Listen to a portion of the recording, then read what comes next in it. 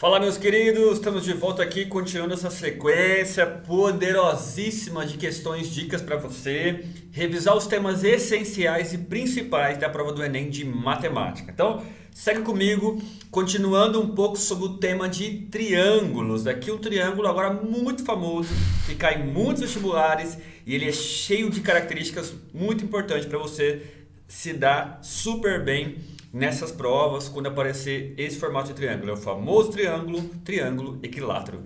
Dá uma olhada comigo aqui na questão do Enem, uma questãozinha um pouquinho mais antiguinha, mas que tem bastante coisa aqui pra gente revisar aqui, tá? Dá uma olhada, ó. Naquela tática famosa, lendo a perguntinha lá embaixo, a pergunta é: o valor de R em centímetros é igual a... Olhando a imagem, seguindo aquela tática de depois que você lê a pergunta, se tiver imagem na prova, você começa a olhar os dados. Dá para usar os dados que tem e resolver? Já dá. Você não precisaria ler todo o texto para resolver essa questão, tá bom? Então o texto vai falar do sistema de dutos com canos, o tal tem um raio de 30 centímetros, enfim. É para achar esse raio aí que é o duto maior que vai cobrir todos esses canos aí, tá bom? Então para achar o R, o que a gente vai precisar de recurso aqui, ó? Você vai olhar, na verdade, para você, a primeira coisa que você tem que fazer, anota aí, ó.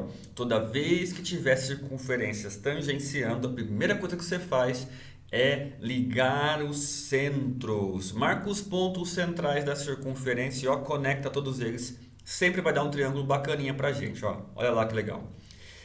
Feito isso, se você tivesse esse repertório na manga, de lembrar que circunferência se encostando é para conectar os centros, dá para você estimar a resposta olhando o desenho que o raio é 30, então tenho 10 mais 30 da circunferência menor, então o raião ali, ó, seria 60 mais 10, 70, alguma coisinha que está ali, e a gente poderia até marcar a alternativa C. Tem uma coisinha a mais, porque não é exatamente 70, porque olhando no centro ali não dá exatamente o raio da circunferência conectada no centro, né? Não está tangenciando, né? O ponto central da circunferência não tangencia o círculo.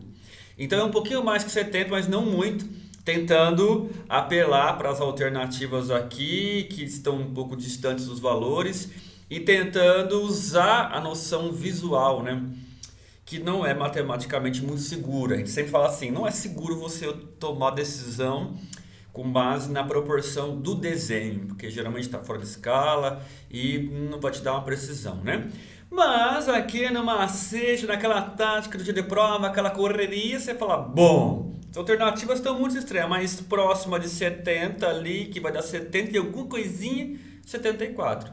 Seria muito ruim se as alternativas estivessem lá 72, 71, e aí ficaríamos com dificuldades. Por isso, trago para você essa questão um pouquinho antiga, mas para revisar alguns aspectos muito importantes. Toda vez que você tiver, então, olha lá, circunferências tangenciando, você vai sempre conectar os centros. Geralmente vai dar um triângulo equilátero ou triângulo que você vai encontrar como isósceles, vai conseguir fazer Pitágoras, vai conseguir fazer uns recortes lá dentro, tá? Então, o grande segredo de circunferências tangenciando é conectar os centros para encontrar uma figura saudável, tá? Triângulo equilátero, algum triângulo retângulo, às vezes um triângulo isósceles, às vezes um polígono, um quadrado e tal. Mas o fato é que você vai sempre ter que os dados vão ter medidas iguais, tá bom? Então dá uma olhadinha aqui, ó.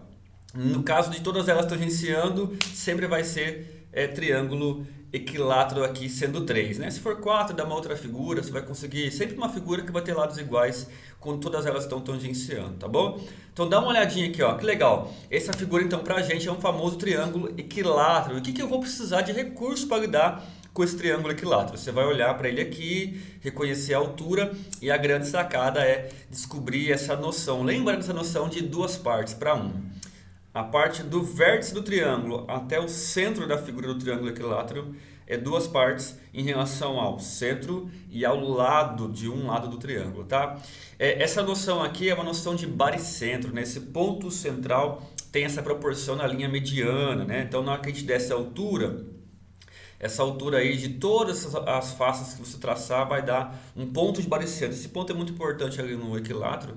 E no equilátero sempre, esse ponto central vai dar sempre essa noção de duas partes para um, relativa à altura grandona aqui, tá bom? O que a gente vai fazer, né? Na hora que você traça aqui a altura, você vai retomar comigo agora tudo que é importante sobre triângulo equilátero. Para resolver o exercício, a gente só precisaria dessa noção de descobrir essa alturinha, dividir ela por 3 e pegar duas partes, tá bom? Que é a parte do vértice até o centro, que é o que a gente precisa lá para garantir que certamente vai dar um pouquinho mais que 30 isso de comprimento. Tamo junto até aqui. Dá uma respirada, me acompanha agora que eu vou encher essa figura aqui de recursos, de coisas que é importante para você lembrar de equilátero. Então anota aí, faz uma revisãozinha, faz o seu post-it, coloca em algum lugar essas informações para você sempre olhar. Falou de triângulo equilátero, muito importante que você lembre de todas essas características que eu vou colocar na tela agora. Dá uma olhadinha aqui, ó. Equilátero porque todos os lados são iguais. O que mais? Eu posso apontar que toda vez que descer essa altura divide no meio aqui esse segmento L, então vai ser L por 2. Todos os ângulos são de 60 graus, mas eu vou dizer que essa altura, naquele ângulo de 60 graus, vai ser bissetriz, então divide o ângulo no meio, 30 graus e 30 graus. Aqui você destrinchou praticamente todas as informações que a gente tem num triângulo equilátero quando você pensa em estudar essa figura e tirar algum recurso matemático para resolver, tá? Aqui você poderia fazer o Pitágoras para poder descobrir a altura, poderia fazer trigonometria para descobrir a altura, mas tem fórmula. Tem fórmula da área e fórmula da altura. Eu vou colocar as duas aqui, a gente vai precisar da altura, mas só para você lembrar que são recursos importantes, tá? A área do equilátero eu não posso fazer base vezes a altura por 2, Pode fazer metade da capital mineira, né? Belo Horizonte por 2, pode fazer sim. Mas se você lembrar, você não precisa de duas dimensões, você não precisa nem da base nem da altura para fazer a área do triângulo equilátero, um triângulo muito importante. Basta saber o L. Como assim, pro? A área do equilátero é essa fórmula que você está vendo ali em cima. 2, 3, 4, L ao quadrado, raiz de 3 sobre 4. Ó, expoente 2, 3, 4, L ao quadrado, raiz de 3 sobre 4. Ó, 2, 3, 4, L ao quadrado, raiz de 3 sobre 4. Para você memorizar o cálculo da área, que só usa o L. Só precisa saber o lado para descobrir a área, tá bom? Não precisa saber nem base nem altura, só o L. Ah, professor, mas e a altura do equilátero? A gente dá um migué aqui no papo, que você pode pensar que aquele 2 e aquele 4 simplificou. Matematicamente isso está errado, isso não é verdade. Mas só para você associar uma fórmula com a outra, tá? Tentar memorizar aí. Então, a altura do equilátero é L raiz de 3 por 2. É isso que a gente precisa, que sabendo a altura do equilátero, a gente consegue descobrir a proporção que nos é necessária para finalizar o exercício, tá? Então, ó, precisamos dessa proporção aqui, olhando a altura dividida por 3, só descobrir a altura, dividir por 3 e pegar duas partes. Então, vamos lá. Essa medida aqui pra gente, como eu acabei de descrever para vocês, ó, esse xzinho que está em vermelho ali, seria o h dividido por 3 e eu vou multiplicar por 2, porque eu preciso de duas partes. Mas quanto que é, né, essa medida? Vamos fazer. O lado lá na figura é 60 graus, 60 centímetros, porque cada raio vai conectar ali 30 mais 30. Aplicando o 60 na fórmula, vai ficar ali, ó, 60 raiz de 3 por... Substitui o raiz de 3, né, por 1,7 que está aqui no texto. Vai dar 30 divisão, isso vai dar 51, beleza? Centímetros. Então, peraí, a altura completa do triângulo equilátero é 51.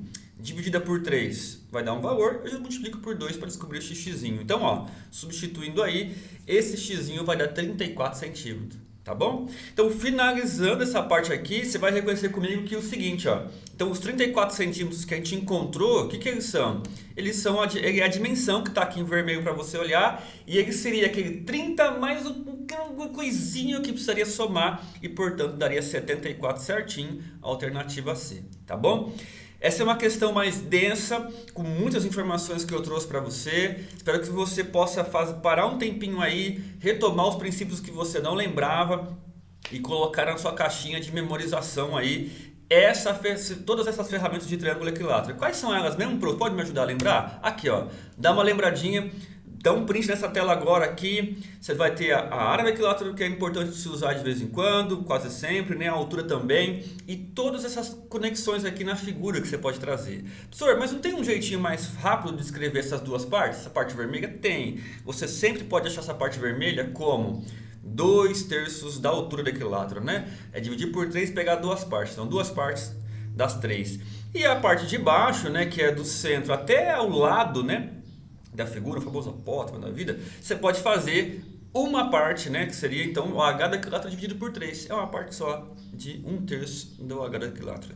Espero que você tenha gostado, que você tenha lembrado dessa figura muito importante na maioria dos vestibulares, inclusive no Enem. E que você, se você tiver alguma dúvida, deixa nos comentários aí. Se você curtiu, deixa um like para nos ajudar aqui no canal. E segue comigo, me acompanha aí, que vai ter mais dicas quentíssimas para vocês. Tamo junto, até o próximo vídeo. Valeu!